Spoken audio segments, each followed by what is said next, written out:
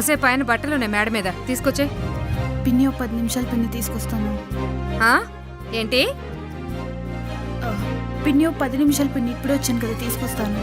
ఎవరిని ఉద్ధరించి వచ్చావని నీ పని నువ్వు చేసుకుని వచ్చావు. మాకేదో పెట్టేస్తున్నట్టు చెప్తావేంటి? నీ అమ్మా బాబులు పోతే నిన్నెవరు పట్టించుకోకపోతే మేం తెచ్చిపెట్టుకున్నాం మా ఇంట్లో. అసలు నేనేమన్నానని పిన్ని ఇప్పుడు? ఏంటి మమ్మీ, అసలు నీ ప్రాబ్లం ఏంటి? అక్క నీకు ఇంట్లో ఉన్న ఇష్టం లేకపోతే చెప్పి వెళ్ళిపోద్ది. అబ్బే దానికి ఒప్పుకోరు. చుట్టాలందరూ ఏమంటారో అని ఓ నామూషి, ఓ మనిషిని పట్టుకొని ఎందుకని సాధించేస్తావు, అనుమానపడతావు. నువ్వు అని మేం కూడా అక్కను పట్టించుకోవడం మానేసాం. అదొక్క 2 రోజులు ఇంట్లో లేకపోతే అప్పుడు తెలుస్తుంది దాని వాల్యూ ఏంటో.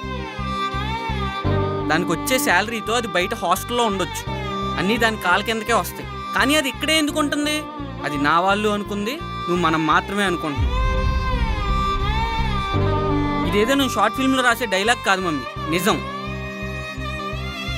నీకు నిజంగా కూతురుంటే ఎలా చూసుకుంటుందో తెలియదు, కానీ అక్క మాత్రం అంతకు మించే చూసుకుంటుంది.